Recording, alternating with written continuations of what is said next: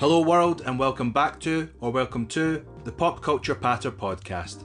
As always, I'm your host, Callum Brown, and today's guest is a special one. Podcast legend Mark Hunter joins me for a chat. Mark was one of the very first people in the whole of Britain to start podcasting back in 2005, and his Podcast the Tartan Podcast provided the world with the music of unsigned local bands, with a wee bit of chat in between. Mark has gone on to become a podcast producer and currently runs the studio that we record all of our episodes in. In this episode, Mark and I get into it about his podcasting journey, and he shares his story. I can't thank Mark enough for coming on to have a chat with a little start-up podcast like this one, and for his support and advice. I look forward to having you back on soon. Before we get into this episode, a quick word from our sponsor.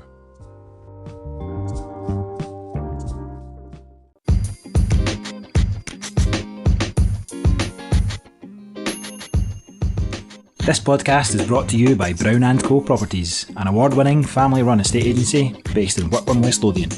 With a Property Mark protected service for a fixed fee, we are your go-to agent for expert property sales advice in the area. Get on the go with Brown & Co.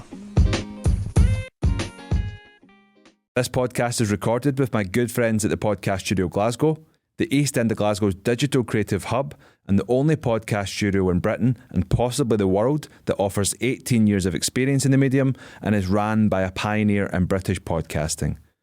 To find out more information about the wide range of services offered or to book a session, please visit www.podcaststudioglasgow.com. Mark, welcome to the podcast and thank you for being a guest. Thanks for having me, and thanks for the wee plug for the studio. Appreciate it. We don't ask you to do that, but I'm glad you do. Thank you. That's not a problem. First and foremost, how are you? Yeah, I'm alright. I'm a bit cold today. This is one of the problems that we've got in the studio, is trying to get it warm enough. But yeah, it's just the way it is sometimes, it's a cold morning, so I'm a wee bit Baltic, but I'm not as well dressed as you with the hoodie on, Come prepared. I know. You wrote a recent blog sharing your story about how you got into podcasts, and I thought we'd maybe dive into that if that was okay with yourself. So take us back to where it all started, the days before, the build up to when you hit go. What was it that was going on and what inspired you? At the time, I was working as a window cleaner. So when I left school, I started a window cleaning business, and there's a whole reason for that, and we can get into it if you want, But I was 32, so it was 2005. I was 32. I had a 5-year-old son and a 1-year-old daughter. And yeah, self-employed window cleaner, But I'd always been a creative person. I had a camera, I had a sort of wee film camera. I'd love taking pictures with it. I mean, you couldn't do anything with it. You'd put the spool into boots and you get your pictures back. That's before I had Photoshop and all that type of stuff. And I think when my daughter was born the year before, we'd bought a video camera, so I'd been making wee videos in the lead up to her birth and then after her birth and all that kind of stuff, and editing them in the computer. I can't remember what I used, but I'd found some editing software, and I just always had this creative itch all the time. And being in a job that, creativity wasn't a factor. There's only a certain way you can clean windows, it's not like you can be particularly creative about it. I just always had that itch, and I remember in the lead up to turning 30 just being massively dissatisfied where my life was at. I mean, just folk talk about when you turn 40 it can be a wee bit of an existential crisis. When I turned 40 it was brilliant. I loved getting into my 40s, but my late 20s and then turning 30 I was definitely having an existential crisis. There was something going on. But in the lead up to starting the podcast, I remember being around at my mum and dad's, and my dad saying, I was watching some of the TV tonight, and it was Steve Jobs from Apple, and he had this device that was about the size of a pack of cards, and it had all these MP3s you could store on it, and you could listen to music wherever you went. And I was like, I thought to myself, that sounds amazing. It turned out he was describing the first iPod, which was round about the size of a deck of cards, and it was white and all the rest of it. And I remember becoming a bit obsessed. We were talking with this before we started recording. Like, when you get into something that's like you want to know everything about it.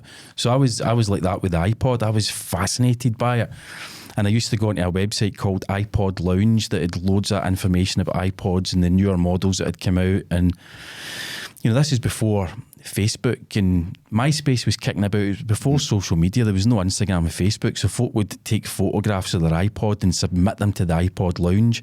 So I used to look at all the photographs. I was so sad. It was tragic. Can we swear on this, by the way? We can, right, that's fine. So I was a complete fucking sado when it came to iPods.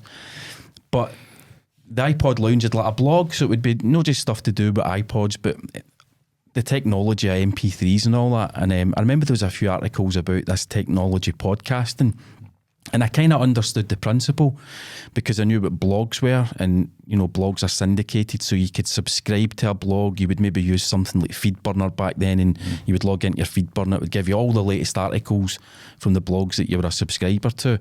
And this article on iPod Lounge was explaining how podcasts were using that technology, but instead of a text-based article, you would get an MP3 file instead, and I thought it was brilliant. And the idea was, I think they'd written a specific article that was saying along the lines of, if your music library isn't big enough to fill your iPod, here's a great way to get free content to put onto your iPod. So in the meantime, I was selling stuff on eBay. You know, I was doing everything I could to raise the money to buy my first iPod, because they were really expensive back then. Totally. I think it was like 350 quid, and we're talking about sort of late 2004, early 2005. So it was a ton of cash, you know.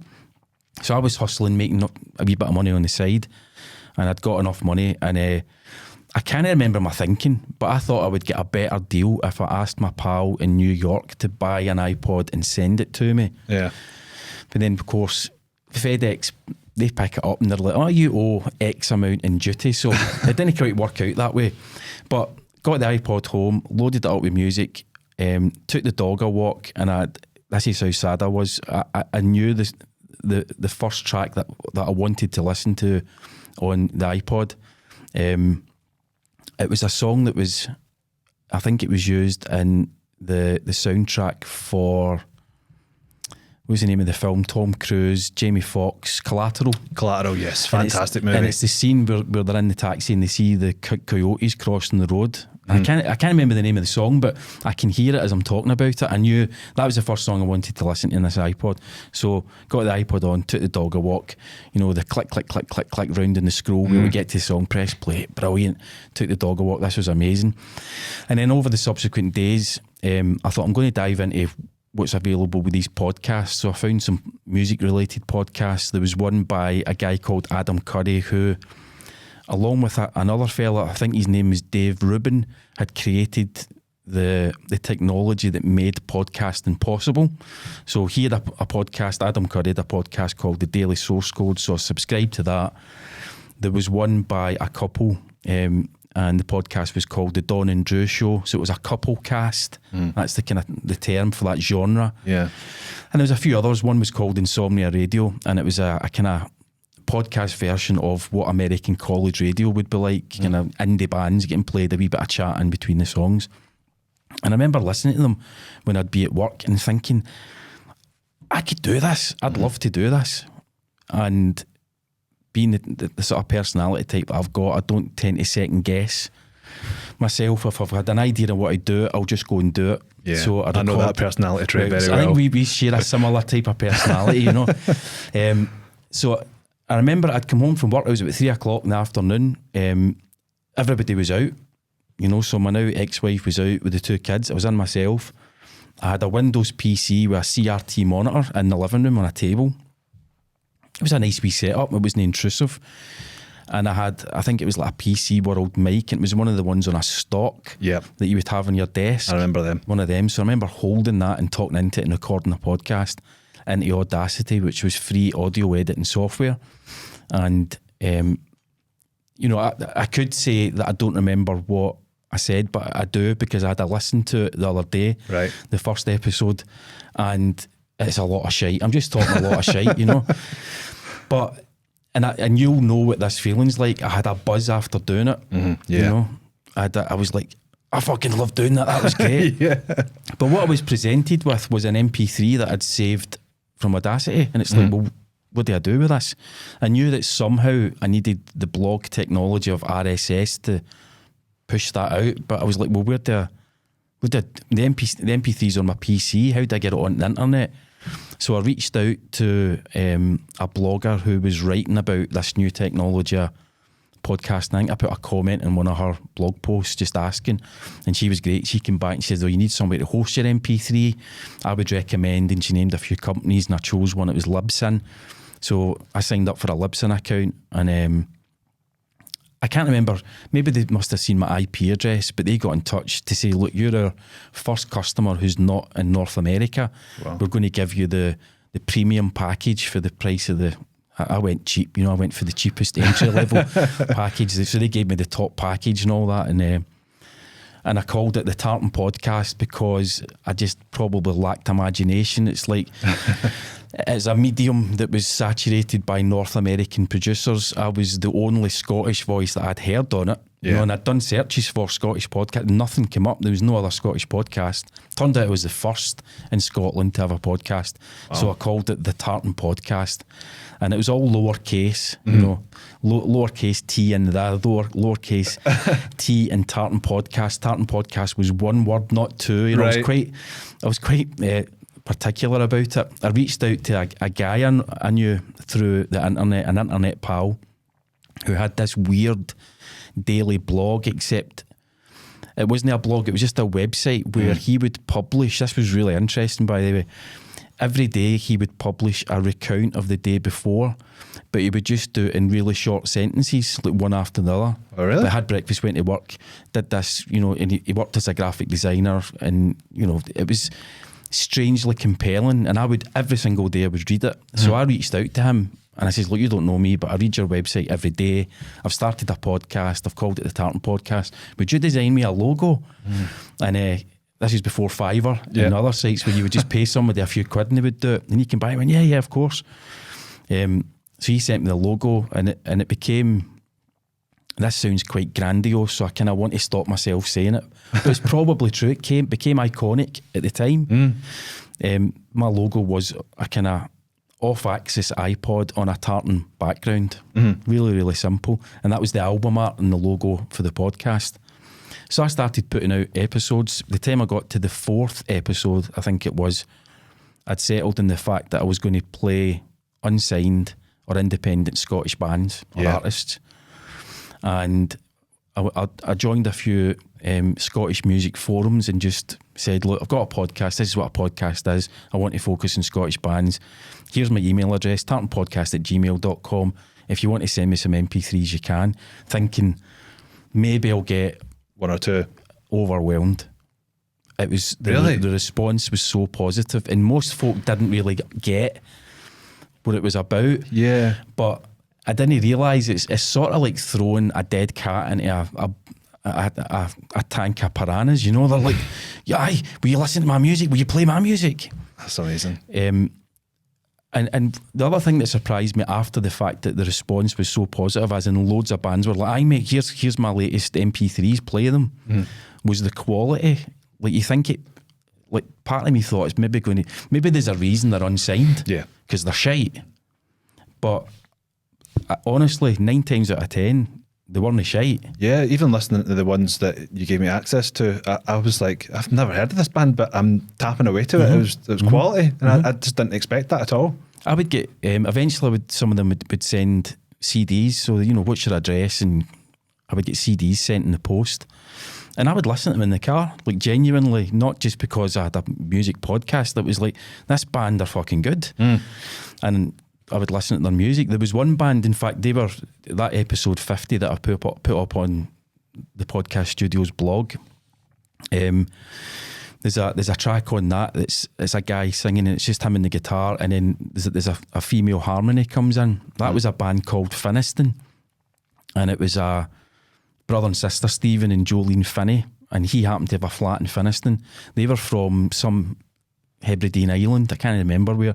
Both had come to Glasgow to go to uni, and it started a wee band together, trained, proper trained musicians. And their stuff was great, and they did an EP, and then they released an album, and they got courted by a couple of record labels. Nothing came to anything. And I remember Jolene saying, "You've got James Blunt all over the charts with that, yeah, beautiful, that, his paper thin voice." And then you had her brother Stephen, who had a great voice, brilliant songwriter, great musician. You couldn't get a sniff at the industry. So it was an education for me that just because a band or an artist hasn't been signed by a big label and they're maybe self-funding their release, each album or EP that they're releasing, it doesn't mean they're rubbish. It just means that the right people haven't heard them. So I kind of put that hat on. Well, I want to let as many people as possible hear these bands. But the weird thing was, and I suppose in hindsight it shouldn't be shocking or surprising because of my Scottish voice and a kind of a world of North American voices such as podcasting was at the time. Folk were like, who the fuck's this guy? So I got a lot of attention, and I noticed, you know, the website I had was on Blogger, which was I don't even know if Blogger's still about, but it was a blogging platform that Google bought. And you could go in, you could check your stats. Well, you would have a wee plug-in and it would show you your stat counter, and you could click the stat count and it would show you the number of hits you got, and then it would show you roughly where in the world the hits were coming from. And the website was getting thousands, the podcast website was getting thousands of hits and thousands of downloads of the episodes. So I kind of thought, is this normal? Is this what tends to happen? And there was podcast forums, and I kind of asked the question a couple of times in a couple of different ways. What's normal download numbers? And it turns out that my podcast was a bit of an outlier, as in it was getting a much bigger audience than North American equivalents that were also playing music. Wow. And it was to do with the whole Scottish thing, you know. Yeah. They love the Scottish over there, don't they? They do, man. And it's, you know, they either claim they've got Irish ancestry or Scottish ancestry. So yeah, I find that funny about Americans. They always claim to be everything but American, don't they? Aye, as soon as you speak to one, they're like, oh, my great grandfather was Scottish, that makes me 5% Scottish or whatever. Mate, Disney. Where's Argyle Street? They're like, do you know the Mackay clan? Have you heard that Inverness Cally Thistle? Because if you hadn't, you're not a fucking Scotsman. So it was a fascinating time. I've got to be honest with you, mate. It was a buzz for me as a guy that had no creative, you know, true creative settled outlet. Like, I didn't paint, I didn't write. You know, I could take photographs, but I wouldn't have called myself a photographer. But suddenly I was a podcaster, and there was folk listening. And basically, what happened was I checked the stats one day, and there was the IP address. I can't remember how. I genuinely can't remember how it showed it, but it suggested that it'd come from the BBC. So, by this point, there was I think I mentioned earlier, there was podcast forums. So I'd put in the podcast forum. Somebody's with a BBC IP address has been on my website. You know, name yourself, or I kind of made some joke about it. And the guy did, right? And his name was Clark Boyd, who was a journalist and radio presenter for the BBC and NPR, which is the National Public Radio Network in the States. And he said, "Yeah, Mark, it was me. I have to, you know, put my hands up. You know, I was going to get in touch with you to arrange an interview with you." I'd never been asked to do a kind of an interview or anything like that before, so he got in touch, and a few days later I was arriving at Queen Margaret Drive, the old BBC studios, and I was, you know, went to reception. I was told, you're going to such and such a room, and I went into the room, and it was basically a broom cupboard with a microphone. Right. And I could see that there was some sort of device that was hooked up to an Ethernet cable, and he was in the States and I was in Glasgow. We put the headphones on, I could hear him, he could hear me, and he did an interview with me. And I think that was like the Tuesday or the Wednesday, and the following Friday, I think the piece went out on his show in America.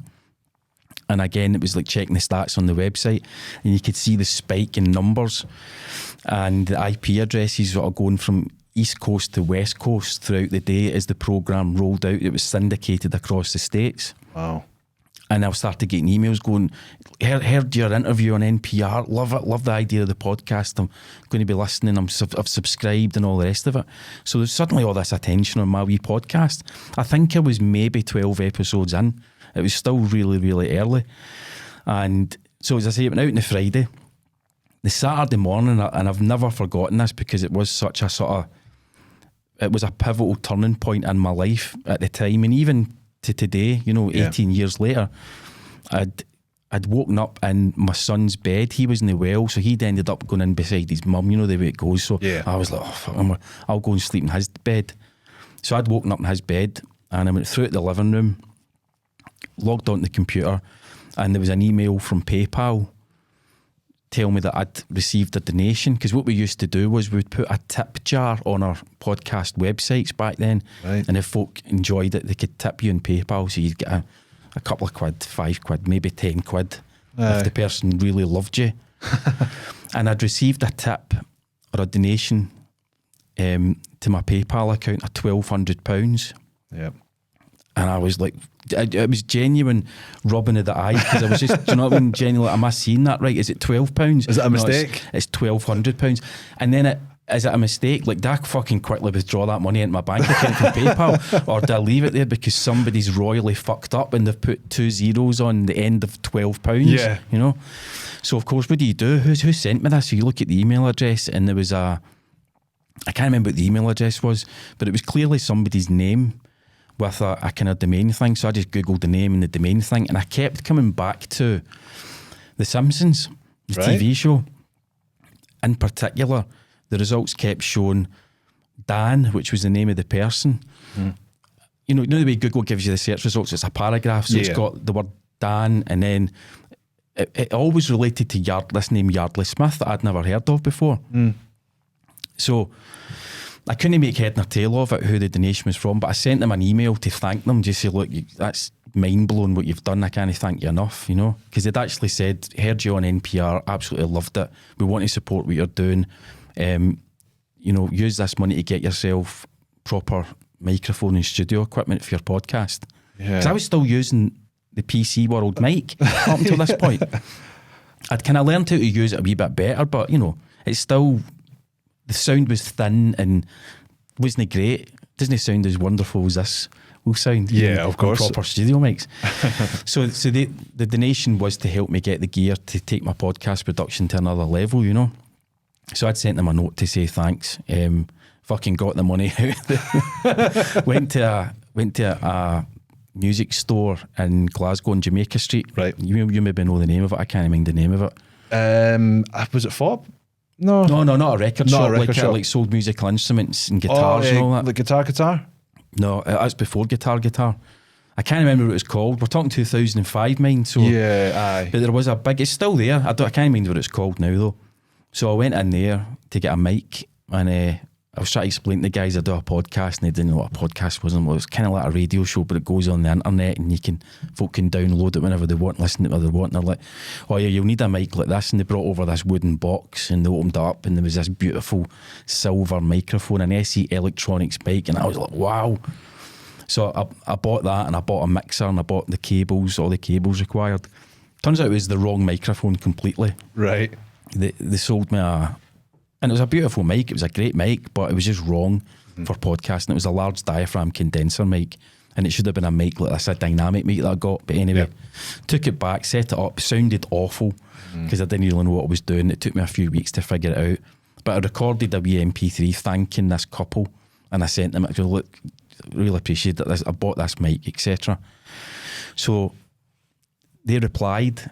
And then I learned who Yardley Smith is. That donation was actually from her. She used her husband's PayPal account to send it. And Yardley Smith is the actress that does the voice of Lisa Simpson on The Simpsons. So she kept in touch, and we'd regularly, we had email exchanges. How's it going? How are you getting on? And she was dead supportive. She said, "Can I get your address and send you something?" That's insane. A few weeks later, this package arrives in the post, and it's a signed copy of the table read script for the episodes of the episode of The Simpsons that Ricky Gervais wrote.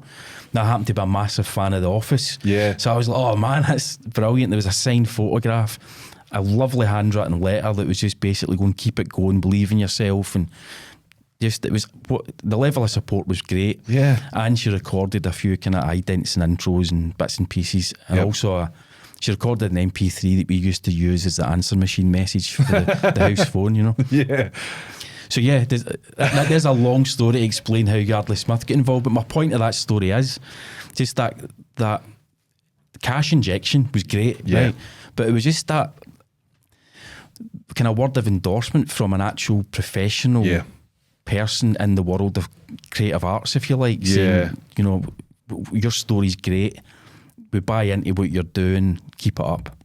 That honestly, that is like the most insane story. And when I was listening to your 50th episode and I heard the clip at the start, I was just like, somebody can do a really good Lisa Simpson impression, but it was actually her. Like, it was actually her. That's incredible. And the fact that she kept in touch as well, no ego whatsoever, and she's endorsing you by giving you that money, that's insane. Do you still keep in touch with her at all? No, do you know what's funny? When we opened the studio up, you know, I went back into my old podcast email account on Gmail and searched for an email address and sent her an email, but it's a dead email address. However, guess what she does now? She's a podcaster. Right. She's got a good voice as well. And it's her. She's the host of a true crime podcast with her, I think, her second husband. She's not married to the guy that she was married to, you know, back then. But he's something to do with the police or whatever, and they've got a true crime podcast. Wow. And it's all really well produced. It's fucking highly polished. So should I take credit? I think you should, because, you know, she's maybe... It was her first exposure to the world of podcasting was mine, you know? Yeah, and she took an idea from her husband and been like, right, let's go with that. Turn it into a podcast. That's honestly, like, I can't believe that. And, you know, there's been people, I've got a GoFundMe page that I set up just because I'm self-funding at the moment, and anything would be help. I mean, I'm only asking for like a couple of £1 or a £5 or whatever. They might buy me a pint. But my mate Jamie had put £70 in, and, you know, like, he's just always been so behind me and pushed me towards going for it, and like I just was blown away. But I can't imagine what it'd be like to have like £1,200, you know. Like, I mean, you know, window cleaners can make good money, but, you know, even now £1,200 is a lot of money, but 18 years ago it was even more, you know. Yeah, that I can imagine. And but I think the thing you're talking about with the GoFundMe, don't let anybody tell you that's, well, you know, don't let anybody pour cold water on that. As I say, everybody, all the podcasters back then, using the GoFundMe, you would have a tip jar connected to your PayPal account, and we all did it. Yeah, I wasn't set up as like a give me money kind of thing, you know. It was definitely set up with the best intentions, and, you know, I felt bad kind of pushing it at the start, but it was just to try and fund the sessions for here and to get going. And it's an interesting point, and it goes back to, you know, the age old question of free content on the internet. So, you know, predating podcasts, you had the file sharing software and all the rest of it, where folk were ripping albums for CDs and then making them available for free for people to download, and that created this big ethical question that, well, why should you receive somebody else's creative output for free for your entertainment? And we've kind of become used to it now in 2023, where folk are sharing their Netflix logins. Right? So one person pays the £8 a month or whatever it is, and there's like 25 folk log in and watch it. So the whole sense of, you know, a consumer paying for what entertains them is sort of lost in the mists of internet time. But you producing your podcast, there's a financial outlay because you book the studio, and then there's your time. Yeah. I know, so why true. shouldn't you be compensated on some level? If folk enjoy it, go, man, that was cool. There's what I feel it was worth to me. Yeah, and I don't get the whole kind of the business aspect of the podcast. Like, I'm coming at this as just a hobby, but in terms of making money from it, like, I don't know where you go from here, and I'm just kind of taking it as it comes. And, you know, at this point it's very, very raw, as you can tell, and even getting feedback from yourself about the not speaking in every 2 seconds or being like, yep, I'm listening. The vocal, you know, affirmations. Yeah, that's helped me, and I'm trying to stop doing I think you've been really good so far. I've not noticed any. Yeah, so I'm actually listening to people that are listening. I'm just keeping my distance. How has podcast changed since 2005? Like, it's rapidly changed, but how have you seen it change? I mean, in 2004, 2005, when the medium was kind of launched into the world, it was a bit of a kind of dark art getting podcasts onto a mobile device to listen to, because this was before smartphones. So it's not like you had an app. You know, everybody's got a podcast app. If you've got an iPhone, I think it's there by default. There's a podcast app on your phone, and you don't even think about it. You just maybe go to walk the dog in the morning, or you start your commute and you go into the podcast app, and the podcasts that you like are there, updated. None of that existed. So that to me is the biggest change is how easy it is to access podcasts. And as a podcast creator, it's much easier to get your sound, your word, your creation out to an audience. Back then it was really difficult, and there was a kind of education process where you'd have to explain, no, you need to go to the website for the podcast, copy the RSS feed, then you would need to go into iTunes, if you had an iPod, go into whatever the menu option was, paste it in, and it would then, and then you had to manually synchronise the episodes across. There was a lot of hoops to jump through, and a lot of people were just like, way too difficult for me, mate, way too difficult. Can I not just download it? And well, you can, but... So there was a lot of hoops the consumer of podcasts had to jump through. By the summer of 2005, Apple had integrated podcasts into iTunes. So it got a wee bit easier. But unfortunately, what that meant for a lot of independent guys like me was your podcast was then lost in the sea of corporate podcasts, because all of a sudden Disney had a podcast.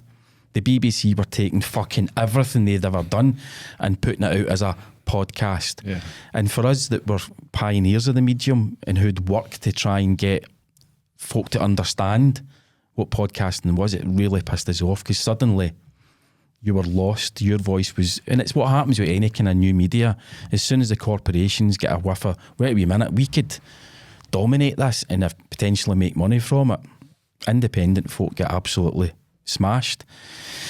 What happened after around about 2008, 2010 was the medium kind of just went away and it became quite niche, and people were maybe listening to podcasts but not realising that they were. The word podcast wasn't really something that folk were talking about on a regular basis.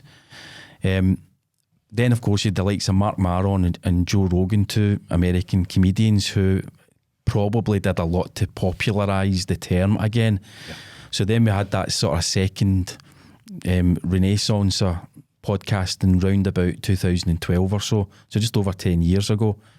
And I think with YouTube becoming a place where people had moved away from just watching daft cat videos to actively consuming long form content on YouTube, which I couldn't get my head around at first. No.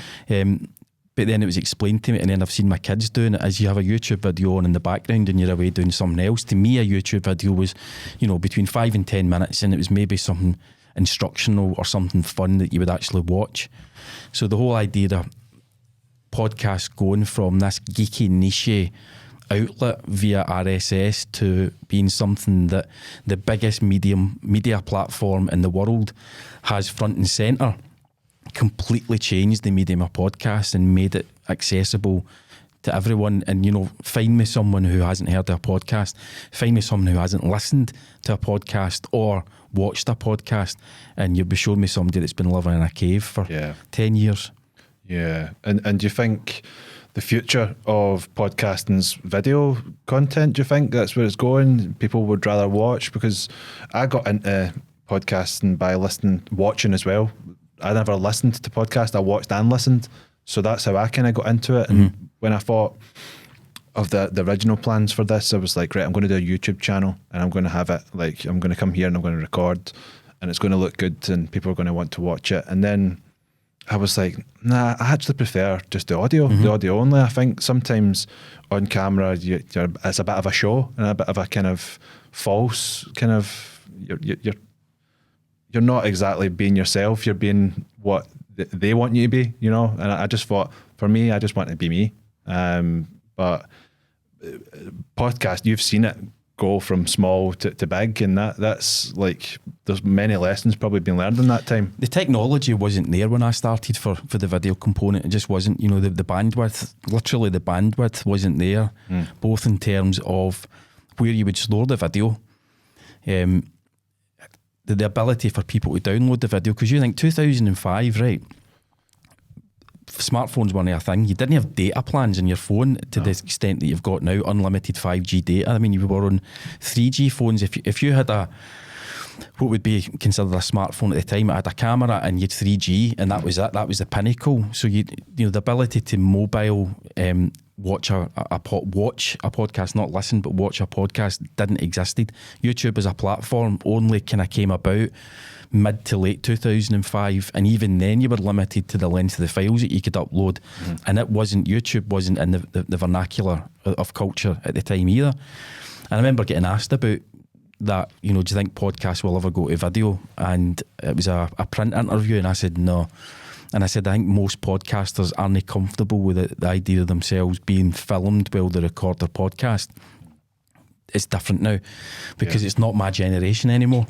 Yeah. So you've got 20-somethings, young 20-somethings that are starting podcasts who have never known a world without ordinary members of the public becoming famous via video that they've created themselves. So they're super comfortable with the idea of being on video. I mean, I've got 3 kids and I've seen them.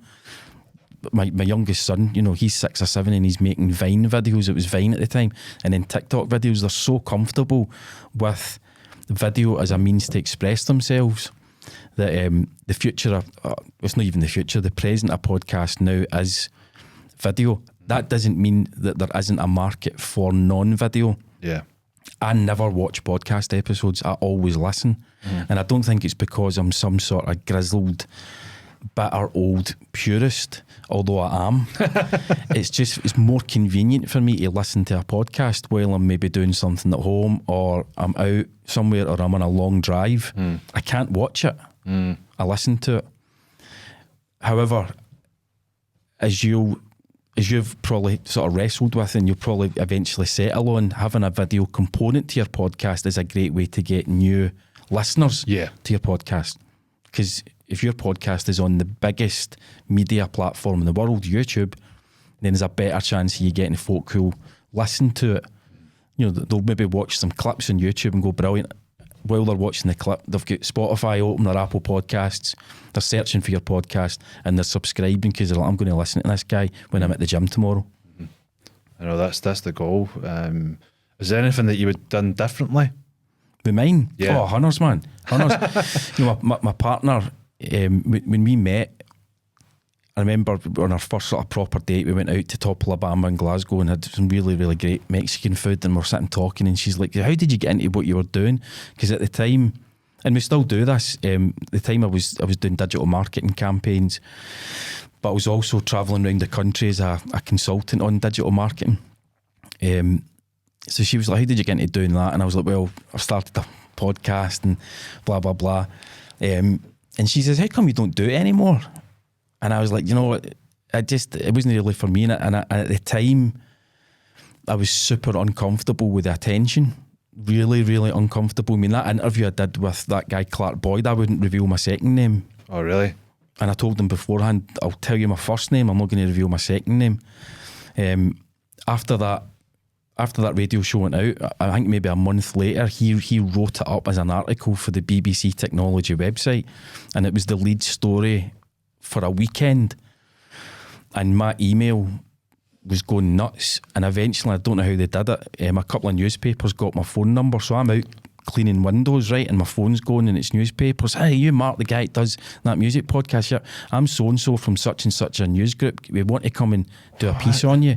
And I was like, I don't know. Yeah, no, it's fine, we'll just send one of our journalists, they'll interview you and we'll send a photographer. And I'm like, nah, I'm not having my photograph taken at all. I don't want my name in the paper or anything like that. Yeah. And because I said no to the photograph thing, there was no stories written. I get contacted by the Glasgow Herald. They wanted to do a big spread on Scottish, because it was me and another guy, Ewan Spence, who's been on our in-house podcast a few months ago. We were two of the very first Scottish podcasts, and we were two of the pioneers in British podcasting. So the Herald wanted to do a spread, like a proper broadsheet spread on the world of Scottish podcasts, and the fact that there was two Scottish guys were kind of at the tip of the spear here.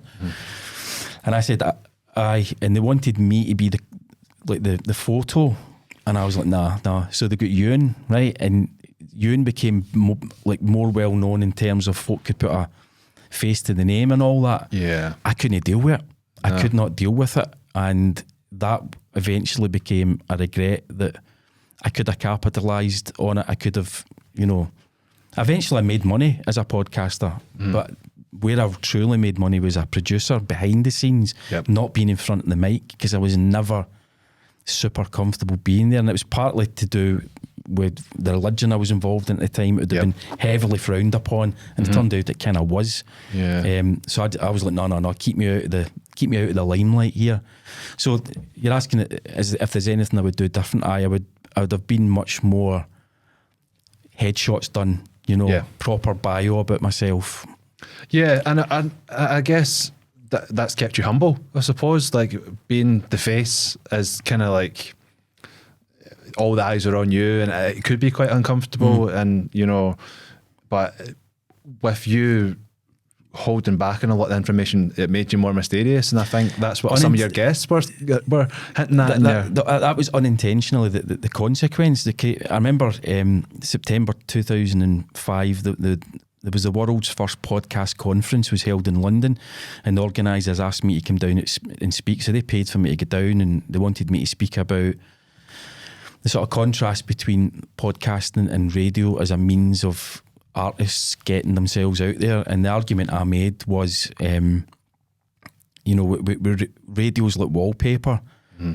It's just something that you have on, and it's not really the focus. Whereas with a podcast, folk have opted into, they've had to go through the process of finding you, subscribing, downloading and listening. So they're interested. So if you're a music artist promoting your music on a podcast, you've really got the attention of the listener, versus a song being on the radio, which is on in the background and folk aren't really paying attention to. At that conference, there was, you get the photographer that'll be taking photographs and of course my photograph ended up on a Flickr group for the conference, and folk going, oh, there's Mark Hunter. And I wasn't even happy with the photograph, man. I was like, I felt it was my wrong side, and you know what I mean. I was like, and my cheeks were a bit flushed because it was a bit of a kind of high pressure environment, public speaking in front of a room full of folk, which included like Channel 4 and BBC Radio, and I'm kind of slagging off radio a wee bit, I'm quite surprised you never went down the radio route, because you enjoyed putting out those unsigned bands. There's a niche that you could have had a radio channel, and that could have been the platform for you. I mean, this is and it was floated a couple of times, if I'm honest. But I had this purist view of podcasting isn't radio, and radio is. I just felt like radio was a bit corrupt, right? In the sense that it's difficult for, even if you get your own radio show, unless you're John Peel, rest in peace and all that. The guy was like, he played whatever the fuck he wanted to play. I don't think that's the case. Even in an unsigned show, there's going to be a wee bit of pressure from A&R people and all that maybe have an interest in a particular band, play them and want to see what the response is like, and then we'll consider signing them. So I just always felt there was it was probably a wee bit of immature naivety, like radio bad, podcasting good. Podcasting was the white knight that was going to come in and level the fucking playing field. And it kind of didn't. But that was the mindset that I had, which was a bit silly, really. And that original iPod that you had, have you still got it? Do you know, I don't, right? And I had to get returned. I had to go to Apple to get repaired, so I ended up getting another one back, and it's kind of like, I don't even know where that one is now, but no, it's one of these things that should probably be in a nice one of these display cases on the wall in here in the studio. Cool. Why is that old iPad in the wall? Well, let me tell you the story of how I started in 2005. But I think the thing, the question about, is there anything I would do differently? Even now, there's stuff I need to do differently, and the kind of wee chat that you and I had on Instagram the other day, and I was listening to your second episode of your podcast, and it kind of did flash me back in time, to that kind of like the passion for wanting to do it, but the kind of reticence for being front and centre. And even now with the studio, this isn't the only podcast studio in Glasgow or Scotland. It's one of many, but it's the only one that's got the guy who fucking was at the forefront of the medium back in the day, and we don't say that very often. No, on the kind of marketing for the studio, and it pisses me off where there's these new guys. Oh yes, we'll give you our expert team. Well, you fucking aren't the experts, because shows what you've done. You weren't there, mate. You weren't fucking there, mate. I mean, that I didn't know any of that before my first session. And that's bad marketing from our point of view. Yeah. But it's reticence on my part to be, hi guys, I'm Mark, I was one of the first podcasters in the UK, this is my studio. Yeah. We kind of hint at it, but Yeah. but that's part of my personality that has held me back in really being the guy that's known for Yeah. X, Y and Z in this particular space. Yeah. And we spoke about that too, because you and I met for the first time on Friday, only a couple of days ago, and I could tell how buzzing you were about like just podcasting in general. You've not lost any passion for it, and you got so excited about just chatting, and when we got to chat, we got open up about loads of things, and you know, we spoke about mental health and how both were quite similar, and how was your mental health? How was balancing that with a podcast? Because you've hid away, not hid away, but you've not revealed too much about yourself. Do you think that if you did have mental health, it would have made it even worse? Or I don't know, because I didn't do it. I mean, I found, so can I go back in time a wee bit? You know, I fell out of love with podcasting for myself, sort of around about 2007, 2008. I still produced podcasts for other people, you know, produced hundreds of episodes of podcasts for clients, up until probably about 2011, 2012. And then I kind of just was busy doing other stuff, doing the consultancy things and working on digital marketing campaigns, which I became quite good at, you know, and it was recognised that this guy knows his stuff. So we'll send him to these conferences and running these workshops. And in 2021, well, it was actually a wee bit before that. In 2019, Cam and myself, who now run the studio, we were asked to executive produce a podcast called Boys v Blue Noses, which was a football podcast, where it was two Rangers supporting journalists, two Celtic supporting journalists, and a moderator, and it was a fucking brilliant podcast. Genuinely, it was really, really well done. that sounds class. So we were asked to executive produce that because they'd been using some music studio somewhere and they were never really happy with it. So we took over the production of it for them, and it kind of got me. I felt the itch coming back. You know what I mean? It was like, whoa! I love the medium of podcasting. It's meant a lot to me. It's literally changed my life. Right? You know, I can go into all that if you want to hear that story. Yeah, I would.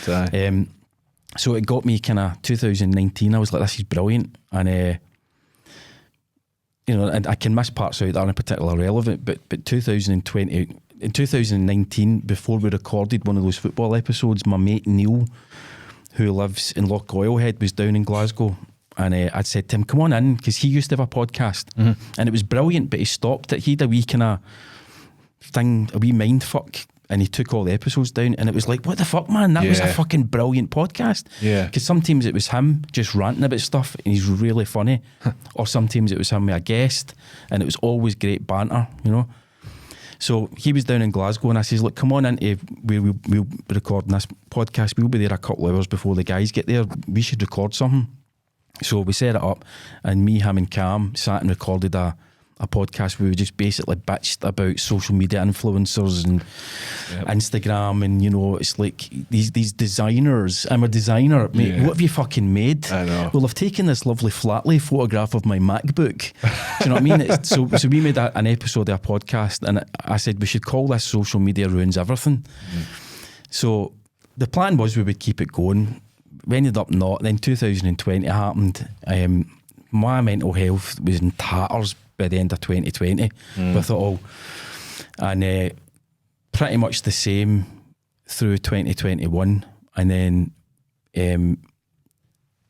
Neil was back down in Glasgow, and by this time I had a podcast set up in my flat.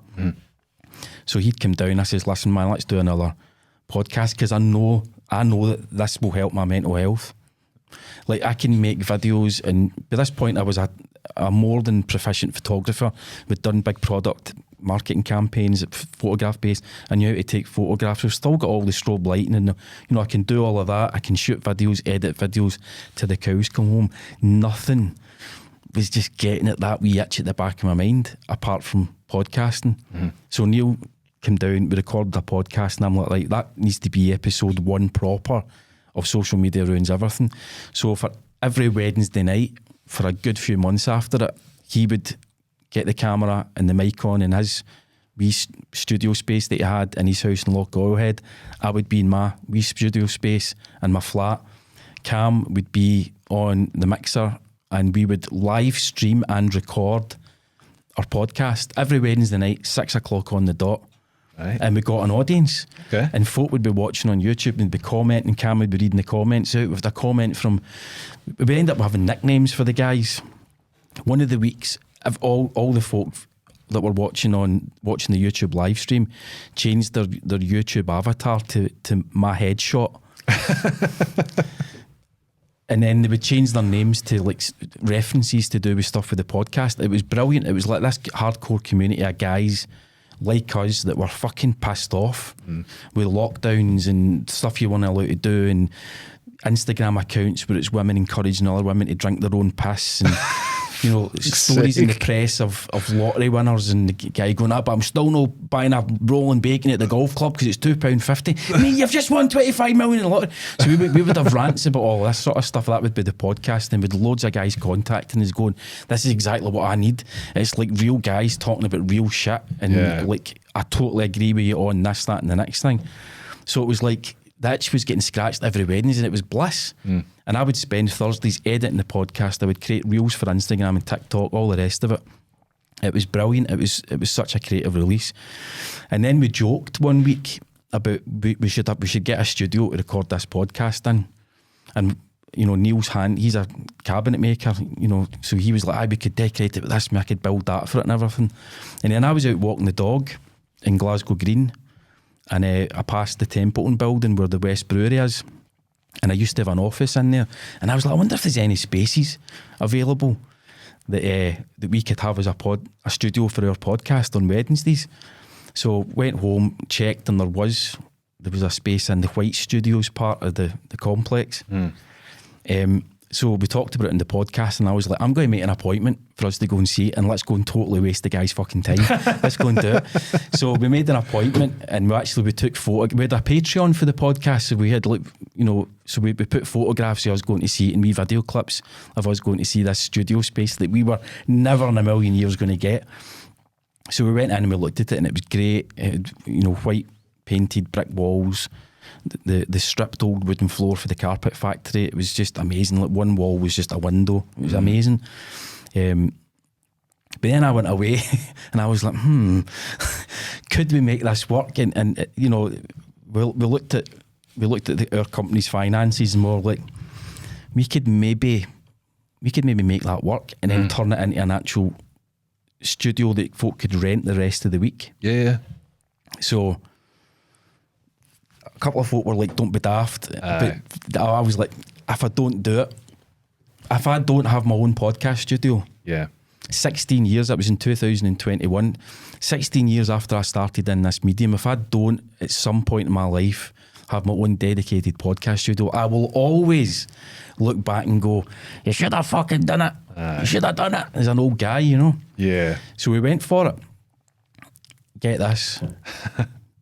We got stuff and all that, like these panels. We thought we'll have some acoustic panels up, and you know, the day we moved in, it was a Sunday. Hired a big panel van, got everything delivered, got all the stuff moved over. And the day we moved in, I was downstairs kind of coordinating what was coming out of the van and getting into the lift. And then I'd gone up, everybody else, all my mates, and Mary was there, my partner was there, and I hadn't been in the space properly yet, other than just the viewing.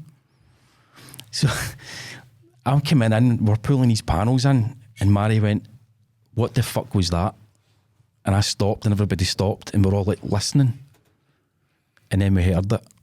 It was a train going by. Oh no. And I was like, you're fucking joking me. And we were on the third floor, and went over at the window and looked down. But you had to look right down. The train line literally butted up against the building. Oh man. And it was the Glasgow Central line to Dalmarnock or whatever, where there's a train going each way every 10 minutes. Yeah. So anybody that's listening to our podcast is going to be hearing that. I think we recorded 2 episodes out of it, and It was literally like I went, right, welcome back to social media, and you just hear this train, and Neil's like, for fuck's sake. So that led to a lot of stress because we'd taken it on not just as a space for us, but as a commercial interest, you know. And I contacted the letting agent, and I'm like, mate, I told you what we wanted this space for. You didn't say anything about a train line. And they weren't interested. The guy was just looking for a bonus. He was filling a space. That's what he wanted to do. You know? So that's where we were for 6 months, and then we found this place, which is not in quite a sort of landmark building in Glasgow. It's fucking perfect. As a podcast studio, it's absolutely perfect. Aye, no, I totally agree. And it's easy to get to as well. You've got both train lines. You've got Bridgeton and you've got Belgrove as well, and you've got a wee bit of car parking space as well outside. And every day that itch is getting scratched. Yeah. You know, because it's not just, I'm not the one always in front of the mic, obviously. Yeah. But being involved in the world of podcasting, working with guys like yourself and the other folk that use the studio, it's like every day that wee itch is scratched. It's great. That's incredible, and that's what you want. It's good that I could see it in your eyes, just how passionate you were about it. And that inspired me to keep going. And then as you opened up on Friday and you just kept posting stuff, I was like, yes, this guy's getting it. He's getting there. And I appreciate you sharing my story. There's a couple more things I want to talk about because there's just so much stuff. I wanted to get into the kind of Jehovah's Witness stuff because you'd spent the majority of your life in that world, and you said your parents kind of didn't really. Did you lose your relationship with them because of stepping away? For a while, yeah. For a while. So basically, when you opt to step away from that religion, like my ex-wife formally did it. She wrote a letter. Right. I went and met with some of the representatives locally, and they went, well, by your actions, you've classed yourself as no longer being part of the religion. Of course, when you do that, they've got a very strict shunning policy. Right. So active members, even family members who are active members, aren't allowed to have any meaningful contact with you. You know, you can't have dinner with them. Right. You can't just pop in. How you doing, mum and dad? You know, you can't do any of that. Yeah. So literally we lost our entire family and social network, like literally overnight. And how did you step away? Like what made that like click in your head?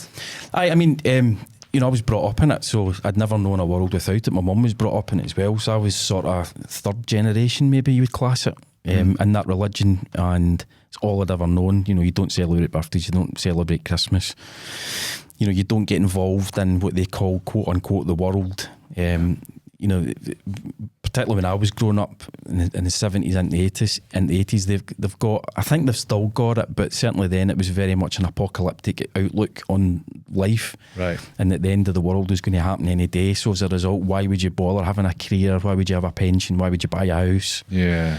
So that's why I was a window cleaner. It was just like whatever sort of menial job you can do. And it's not to say that window cleaning is menial, but it's not, you know, you don't have a kind of career path. Yeah. You don't go to university to get qualifications to do it. So you'd have a job like that, and that allowed you. So when I left school, I did window cleaning part-time, but I would put 1,000 hours a year into the door-to-door sort of the witnessing work. Yeah. So that was my job, was the witnessing, and the window cleaning was just to pay the bills. But then as you get older, and that's why I was saying when I'm reaching my 30s, and I had a 2-year-old son at the time, and I'm like, what the fuck is my life? Yeah. Like, I'm 30 and I don't have any qualifications. I'm doing a job I hate. I've got a mortgage because we need somewhere to live. Right? I've got a kid.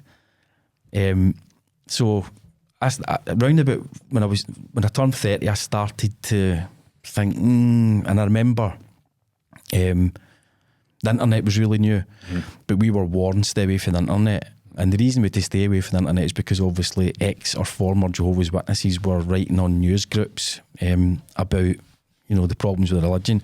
So I remember having a wee look, and a couple of wee seeds were sown, but then you dismiss it because you think, well, if I go anywhere with this, I'm going to lose everything, because I would be classed as an apostate, and it's like apostate is the worst label that can be applied to you if you're part of a religion like that. You know, like Scientology, they've got a similar thing where, I can't remember what they call it, but that's it, you're out, you're persona non grata. It's exactly the same. with the Jehovah's Witness religion. And I'll be careful, I'm not going to say it's the Jehovah's Witnesses because they're people, but the religion is a separate entity. So any issue I had wasn't with the people, it was with the religion, because I was one of the people, and you just do what you believe is the right thing to do because God is telling you, you know. So when I turned 30, it was a bit of a turning point, and I started to think, wait a wee minute. My mum and dad didn't think I would start primary school because the end of the world was meant to be so close, and here we are. It's, what year would that have been? 2002. Like, what's going on? Yeah. But I just, there's a thing called cognitive dissonance, which, and I saw a lot of it, I've got to be honest, I saw a lot of it in 2020, 2021, with the wider populations, where we can hold two opposing beliefs at the same time, but it does cause a fucking struggle. Yep. Where, like, we'll have to believe one thing is true, but my reality, I'm witnessing something else is being true, and your brain struggles to cope with it, and it can drive you, it can create real psychological problems. So I had a bit of cognitive dissonance going on for a few years, but the way I dealt with that was just to throw myself wholeheartedly into the religion, to the point where I progressed by 2007 maybe to where I was appointed as an elder in the local congregation, which is kind of like as high as you can go locally. And it's one of these things where, and I remember Leah Rimini talking about this in her journey out of Scientology, where she progressed to a certain level, and then they're like, right, well, you can now see these documents. And when she saw the document, she's like, what? It was a wee bit like that with me, where there was stuff that I got to see as an elder on how accusations a child, I'll be careful how I say it, but, you know, CSA is dealt with internally. And I was like, like, what, you do what? And I, as a dad, and I had, you know, my daughter who was 3 at the time, and I was like, no, that isn't right. And I started to dig in again, and I was like, I feel super uncomfortable with this. And then round about the same time, the organisation made a few changes to how things were done that we don't need to get into, it's not relevant, but it was another what? And then the cognitive dissonance started to peel apart, and I'm like, now wait a wee minute, that doesn't tally with that. Why not? So I went on a journey over about 6 months of just trying to find out as much as I could, trying to prove it to myself, right, I'm going to prove that this religion is true and makes sense to me. I couldn't do it. So I opted to just not go to any of the meetings or be involved with it ever again. But then they kind of catch up with you, which is what happened. And then you're out. And we could have handled that. Again, it's that whole thing. When I've made my mind up, my mind's made up. I know other folk that have done what's called PIMO, physically in, mentally out. And it's a common thing with these high control religious groups, where you're physically in, you've the physical appearance, you go where you're meant to go, you do what you're meant to do, but mentally you checked out ages ago and you don't believe any of it. I could never do that. You know? My body has to follow my mind, you know. Yeah, and then you found podcasting around about that time. So this is the thing, you know, 2005, so I left the religion in 2008, by which time I was working full time as a podcast producer, right? And I remember saying at the time, if I didn't have that job, that career path at that time, I would have struggled to leave, because I would have thought, well, what the fuck have I done with my life? I've wasted my life. Because I'm not doing anything in my life other than this religion that makes me feel good, that I'm passionate about. So podcasting genuinely had allowed me to go, wait a minute, I can step out of that paradigm, leave it behind, because I've still got this new life where I'm not the religious guy that's a window cleaner. I'm the non-religious guy who's a podcast producer. And that might sound really, really shallow and trite, but at that time, it didn't. It allowed me to have an identity away from all I'd ever known for 30 plus years, 36 years. I take it you spoke openly about that, or did you keep that a secret? Or no, I went on the rampage, mate. Naming names. Me being who I am, I went on the rampage. You know, I started a blog and just fucking let them have it, you know. And to be honest with you, that caused a few problems. You know, as you can imagine, because the folk that's why I'm a bit more careful and tempered now. Yeah. But at the time, I was angry and I was depressed. I was sad. You know, I'd lost everybody. I still had a life now. I had the embryo of a life, a new life, but it wasn't fully formed with a social circle and a support system. I'd lost all of that. You know, we had friends that we'd grown up with, and you know, as you get married and they get married and you have kids and they have kids and you go on holiday together, we had all that. That was gone. Those folk would not talk. I still sometimes see some of them. And I don't know whether they recognise me because I look different and I don't have hair and I've got a beard now, you know, but the ones that do, they look at you and they look away and it's like, fuck you. Yeah. I know where your fucking skeletons are buried and you know where mine are buried, but at least I'm open and honest now, you know? Yeah. So yeah, the fact that I'd been able to transition into a creative world where I was working and being paid, doing what I loved, massively, massively helped. And yes, I did speak up about it, and yes, it did cause a few problems. I can imagine, and it's such an interesting topic as well, because it's not every day you come across a Jehovah's Witness, and you know, or someone that's been in that world. And I'm just so curious about it because I don't know a lot. Ask anything you want. I'm an open book. I only know that they chap your door and kind of preach to you, but on a Saturday morning. Yeah, and people are always like, fuck off. But that must have been quite hard to take.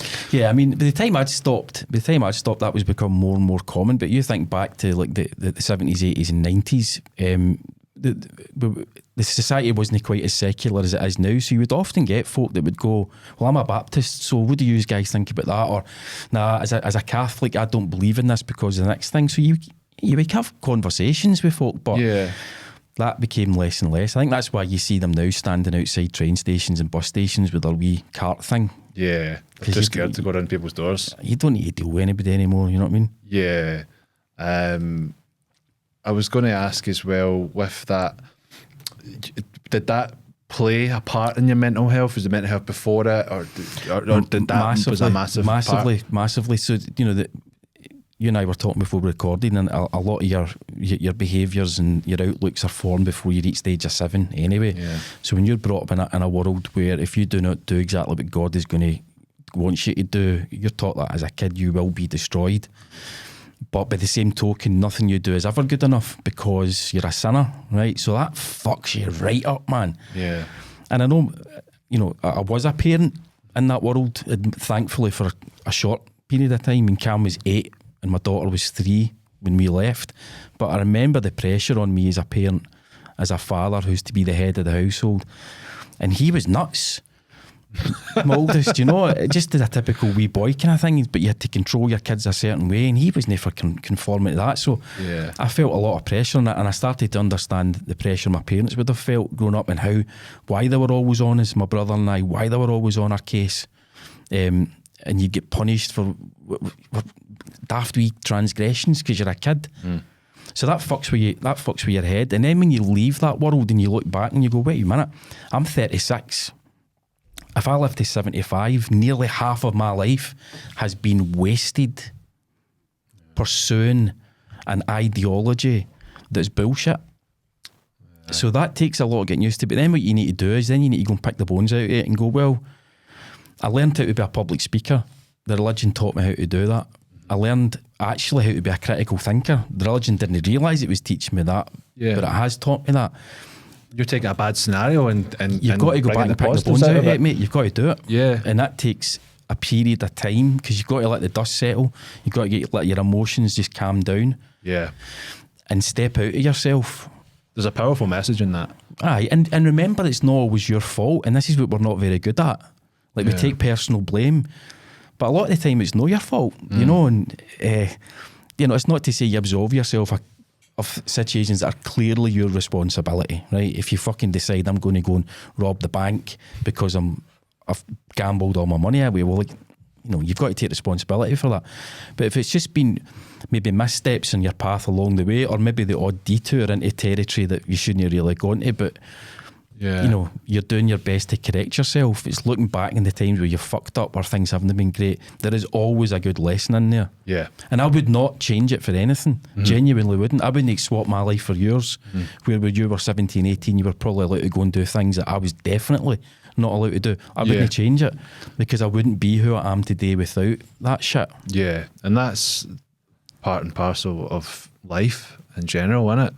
And with being a Jehovah's Witness, you were told to stay away from the internet and all that, which is now was your livelihood. And like, you think that's where the unsigned bands thing came from? Because you were cut off from that kind of things, and you were just like, right, I need to get all these people out here. And I don't think so. No. I mean, I was thinking about this morning.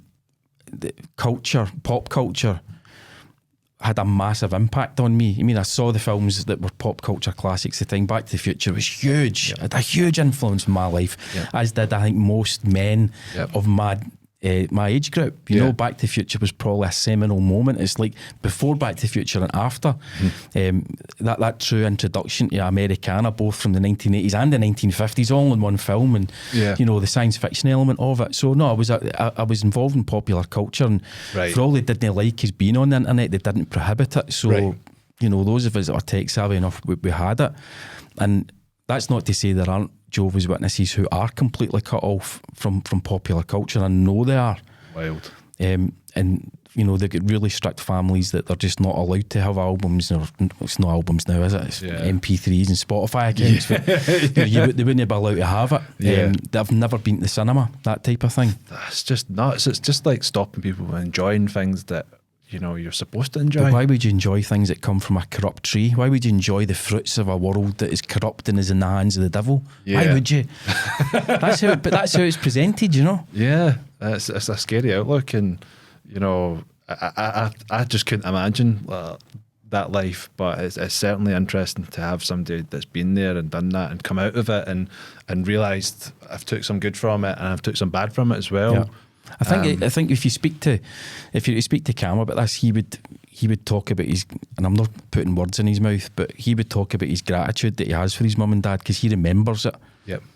And he knows what we went through to get him out of it. Because the reason we left wasn't for us. Yeah. The reason we left was to protect our kids from growing up in that world, or that paradigm that we now knew wasn't the right way to be. Yeah.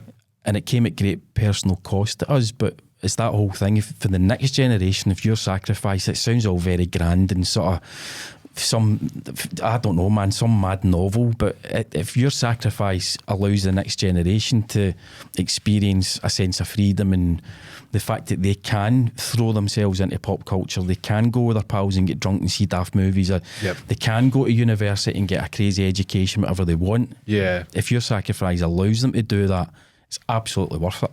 Yeah. And another thing that's coming to my mind, going back to the conversation, is the original podcasts and all the podcasts you've done. Have you still got them live out there? No. Oh man, I know. Get them back on.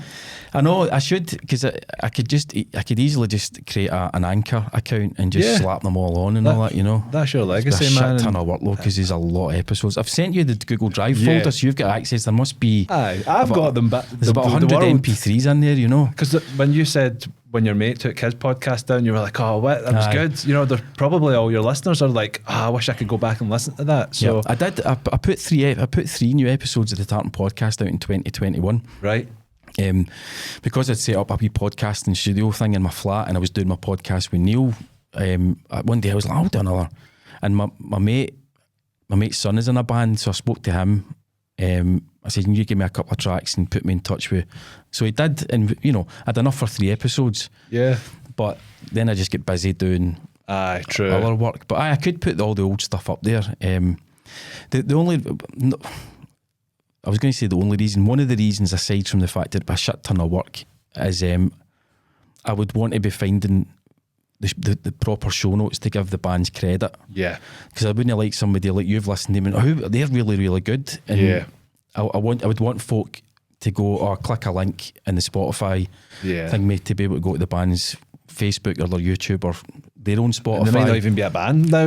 Which is more than likely, I've got to be honest with you. Aye. I remember doing a wee bit of, back in 2021 when I put those 3 episodes out, I did play at least 1 or 2 tracks from back in the day, and only one of the bands had any kind of online presence. Yeah. But they hadn't updated their website in years, you know. Yeah. Again, I suppose it could be quite cool for them to look back on and be like, we were on a show, you know, they've done something, because... you know, what's her name? McDonald. What's her name? Amy McDonald. I fucking played her back before she was. Aye. Jeez, her PR folk got in touch with me, sent her CD. I didn't like her, but I played it anyway. Played one of the tracks anyway. I worked in a clothing shop called River Island in the High Street, And she came in one time and I was serving her at the checkout, and she's like buying bikinis and all that, and I'm just quite attractive, and I was chatting her up, but I didn't know who she was. And then as soon as she left, everybody was like, do you know who that was? And it's like, no. And they were like, it's Amy McDonald and that singer. And I was like, I was just chatting her up because she was hot. She ended up massive, didn't she? As in like a huge success. Yeah, she's into her cars and all that, I think. She seems like an interesting person. Amy, if you're listening, please come on the podcast. How can they get in touch with you? Well, we're at Instagram and Facebook. If you just search Pop Culture Patter on Facebook, and we're at Pop Culture Patter, all one word, on Instagram. I've not got Twitter yet, because I started with it, and then I was like, it's a world that I just don't understand. You can only put a certain amount of text in a box, and I was just like, right, Twitter's from when I'm a bit more advanced with this. I know there's a different audience and people use different platforms now. Yeah. That's the minefield with this as well. What do people use? And it's quite surreal seeing the podcast on Spotify. Like, that's a streaming service that I've been using to listen to my music. And your stuff's now on there. Yeah, it's so strange. And I know cool though, isn't it? It's not really cost me anything, but like, it's so strange to just go on and search Pop Culture Patter and it come up and see the logo. It's still surreal. I think what you should make a habit of doing is have a regular call to action. Mm-hmm. You know, I'd love to hear what you guys think. If you've got a Gmail, set up a Gmail. Like, so just put it out there. Aye. Or you know, at the end, I think you do mention leave us a review or give us a star rating kind of thing. Yeah, anything helps. I mean, following, liking, I know that's all the kind of stuff that's a bit like patronising. Please follow me, like me, but you can't get anywhere without anybody doing that. And I don't really get much feedback in terms of if people have enjoyed it. It's usually my mates or my family that are like, oh, that was a really good podcast, well done. I'm not really getting anybody telling me like how I'm doing, so it's quite like putting stuff out there at this point and not really knowing how it's going or what my audience are. I mean, it's super. If you want my input, my take on that, because I haven't been there, you know, because I've started more than one podcast, but obviously if I think back to the very first one, I would go looking for the feedback, but I wouldn't like ask for it. Yeah. So and what you and I spoke about this, it's eventually I was like, nah, I'm doing it for me. I don't care what anybody else thinks. Yeah. And occasionally I would get unsolicited sort of opinions on things. Like there'd maybe one episode of the podcast where I would feel I've got something to say, or I want to update the listeners, or I just want to talk about something. And so I would maybe talk for a wee bit longer between the songs. And I'd get folk emailing or commenting on the blog part of the website saying, oh, you too much talking, play the music. And I would always think, fuck off, it's my podcast. I'm not doing it for you, mate. I'm doing it for me. So getting feedback's a double-edged sword. Yeah, and I'm happy to take critical stuff. I would probably much prefer how I can improve, because at this stage I've no media training at all. I've literally just rocked up with an idea for a podcast. I've came to you guys, you've given me so much advice, but I've not had any formal trainer or anything like that. And the social media thing as well, I took a 4-year hiatus from social media, and it's now changed from that 4 years. Just shows you how rapidly things change. And I'm still learning what to do. Like, do you hashtag now? Do you not hashtag? What's cool? What's not cool?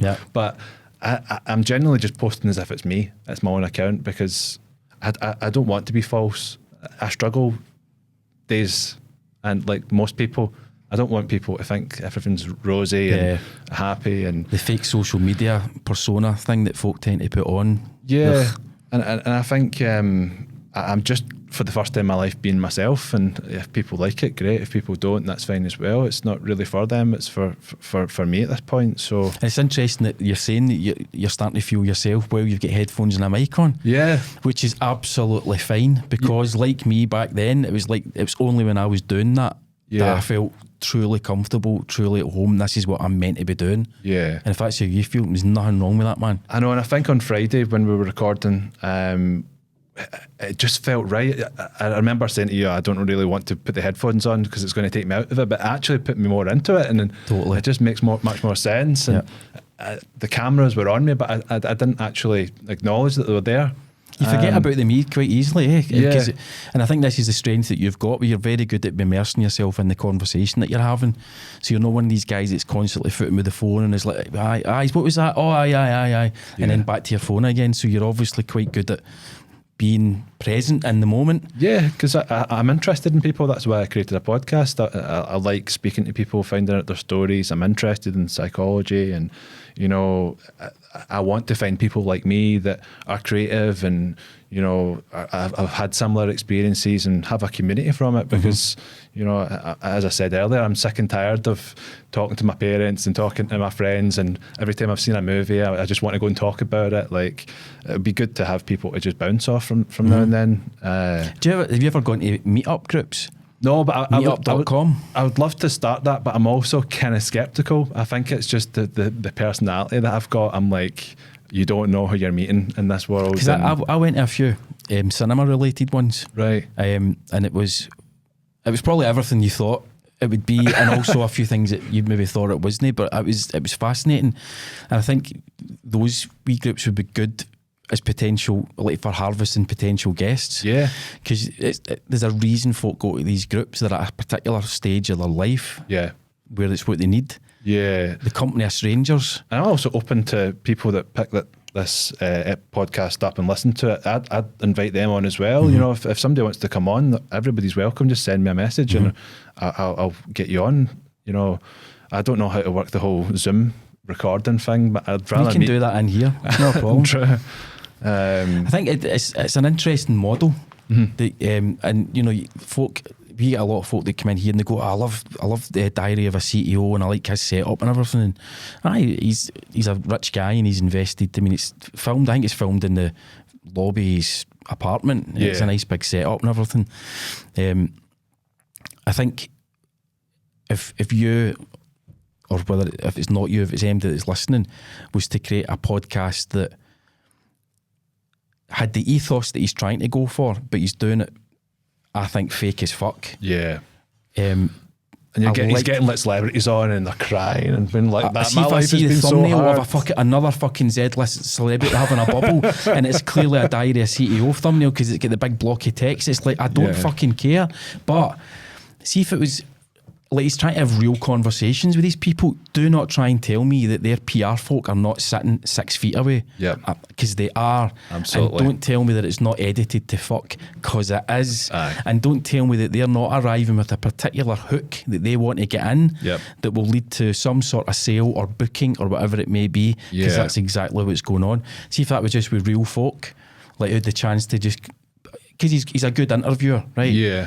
But it's so contrived. Aye. If you're a good interviewer, right? And if you're having guests that aren't contrived, I think that's just that wee. Yeah. And for those that are listening and you're not watching this, I'm doing the sprinkling of seasoning gesture with my hand.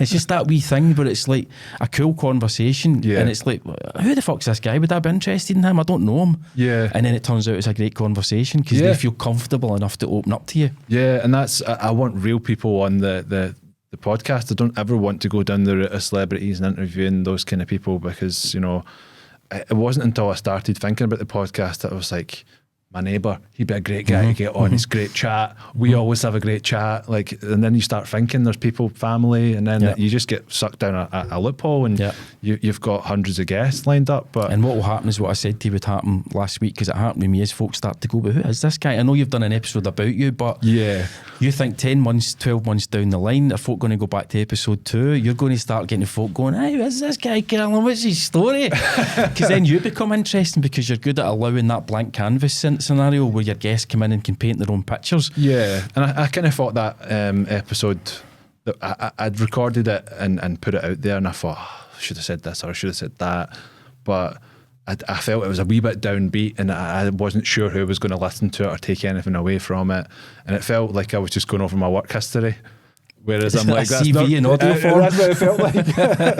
And I'm like, I don't want that to be the thing. I wanted to speak more about my mental health, but I thought, I don't want to freak people out and push people away, because some people might find that a bit uncomfortable for me to be like, I was fucking suicidal and I was planning this and planning that. It might be quite hard for people to hear, so I didn't want to go full loaded with that. Yeah. Because then you're almost bookmarking yourself or earmarking yourself. I think pigeonholing is the expression I'm going for. Yep. As the kind of mental health guy, and there's a few of them in Glasgow and the wider Scotland, the kind of men talking about mental health thing. Yeah. And it's like, right, this maybe the market's possibly saturated, but if you're balancing chat like that, if it comes up naturally, yes, like it has today, yep, with folk telling the story of their life, or you get somebody in that you get a guest that's a furry and you're like, right mate, what the fuck? Do you know what I mean? And they talk about that, you probably find naturally the topic of mental health will come up, but also their culture thing as well, Yeah, aye. But definitely you'll end up, and it's how you choose to deal with it, is folk being interested in you. Yeah. And I was saying to you earlier on that Friday's session felt like it was the most comfortable. Today is actually feeling like the most comfortable. So I'm just chasing myself, because next time's going to be even more comfortable next time. That's exactly what happens. Just keep going. But and then you won't give it a second thought. You'll come in, you'll have your notes, or you might not even have any notes, and it'll just be like off the top of your head, and you'll become more and more comfortable and relaxed, which will improve the quality of the conversation you have with the guest. Because I guarantee you they pick up from you. If you're on edge, they'll feel it. And there's so much more I want to speak about with you, so I think we're definitely going to have another episode planned, because you should speak to Cam one time as well, because you're getting his input on the world of podcasting, because I think I said to you he had a podcast for a wee while, and I remember listening to one episode. It was really long. It was him and some guy he knew. I'll let him tell you, I can't remember how they knew each other, but it was recorded remotely. But obviously, he's not known a world without podcasts. And he's seen his dad been in and out here, and now he works in a studio that makes podcasts. I know. I think I said to him the day I met him, the day I came up, I was like, it'd be great to have you on the podcast. It must have been like, check the new guy out. Spot the newbie. He's not been jaded yet. He's not been jaded, exactly. I'm going to need to watch my time, because I've got an appointment to get to. Yeah, I'm so sorry we ran on. No, not at all, man. Not at all. No, I've enjoyed it. I said to you, this would be good for me today. I know. I don't want to go into it as to why, but I've got a bit of a hectic afternoon, so this has been great. Yeah, and I hope it has made you feel better about it. And it's also allowed me to kind of air a wee bit of some of the stuff, like get a couple of things off my chest, And I don't want to come across as being arrogant and all that, but by the same token, don't fucking claim things about your podcast studio. That's not true. Claim whatever the fuck you want. I don't care. But it's nice to be able to place myself in the history of, there's a Wikipedia page on me. So and that's why I wanted to kind of go down memory lane with you. But again, there's so much more to talk about. And we can do another episode, man. To having you back to talk about like music and movies and stuff like that, because we've not even touched that. But thank you very much for being a brilliant guest. I really, really appreciate it. And we'll see everybody in the next one.